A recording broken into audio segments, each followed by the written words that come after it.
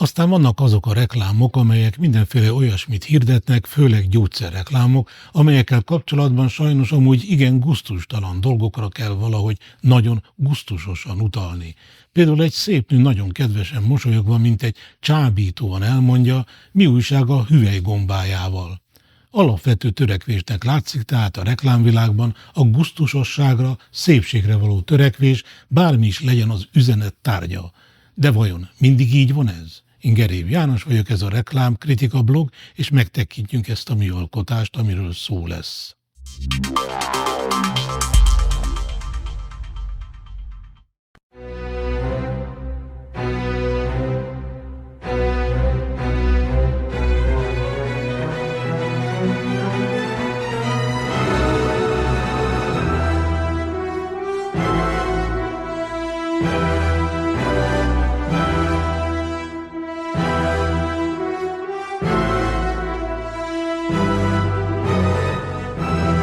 Globus.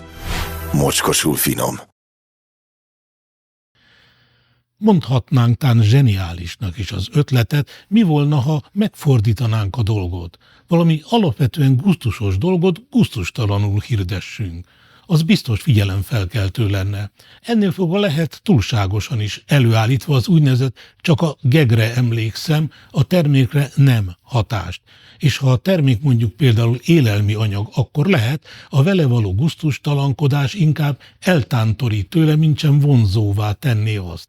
De lehet, a kedves rétegnézőnek annyira tetszeni fog a szellemeskedés, hogy felülíródnak ezen negatív hatások, és mindenképpen ezt a terméket szeretné megvásárolni, talán mert ő is ki szeretné próbálni a vele való gusztustalankodást. Nem tudom, de szerintem van kockázata a dolognak. Ugyanis pontosan ez történik nevezett reklámunkban, ahol egy anyuka, gondolom anyuka, úgy zabálja a termékbe mártogatva a halrudacskákat, gondolom halrudacskákat, hogy még a gyerekei is, gondolom gyerekei, megbotránkozva, a meglepődéstől megkövülve figyelik. Nem, jobban megnézve inkább óvónéni az óvodában, de a halrudacskákhoz ragaszkodom.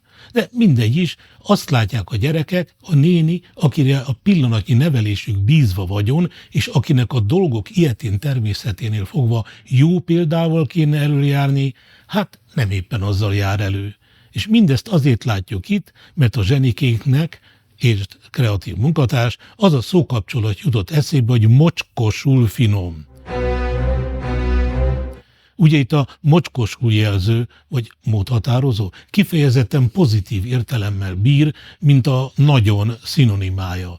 Mondjuk hasonló szinonima a kurvára szó és kurvára finom, ami egy még merészebb húzás lenne, de ennyire bevállaló zsenikém sem volt, bár gondolom lettek volna ötletei. Nekem volnának, de előfizes, aztán elárulom. Maradjunk tehát a mocskosan zabálás ötleténél, ahol ugye jól összekeni magát a fiatal csinos hölgy a termékkel. Szóval azért van itt még valami, ami mellett elég nehéz elmenni. Eleinte nem is tudtam, mi zavar még a jelenetben, nem tudtam, mi különös van abban, ha egy fiatal nő valami rúdról valami fehéret harabdár le, amellyel még össze is keni magát, és közben szemmel láthatóan élvez. Persze így összefoglalva könnyű, te is rögtön rájöttél, mire gondolok, csak azt nem tudom, zsenikém és a többiek, illetve a megrendelő hogyan nem látta ezt. Tudom, mert csak nekem ilyen piszkos a fantáziám, zsenikém és a többiek hófehér lelkűek, nagyon-nagyon távol áll tőlük az ilyesmi. Például zsenikém szakmájához tényleg nem kell a jó fantázia. Na és mindez óvodáskorú gyermekek élénken figyelő gyűrűjében történik, akiknél természetesen a piszkosabb asszociáció fel sem merül, csak a mocskos zabálást nem tudják hova tenni, amit nem egy társuk, hanem a példamutatásra szerződtetett pedagógus, óvónőverzió művel. De az olyan prűd, ugyanakkor mocskosabb fantáziával rendelkező felnőttek, mint például én, igencsak megbotránkozhatnak a jelenet közönsége összetételén. De hát ember, ugyan már, tök vicces az egész, ez a sok baromság, amit itt összehordtál, ki a fenének jutna még eszébe?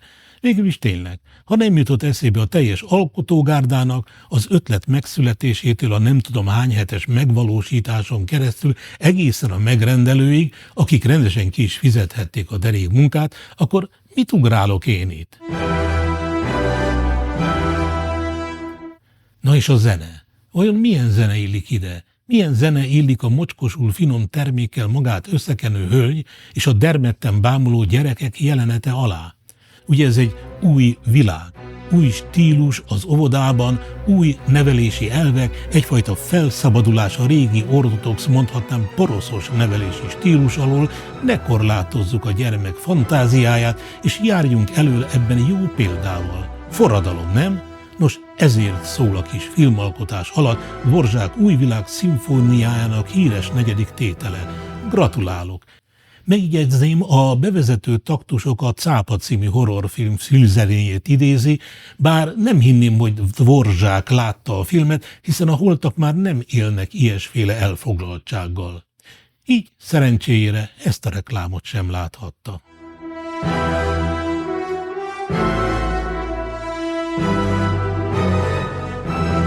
Globus. Mocskosul finom.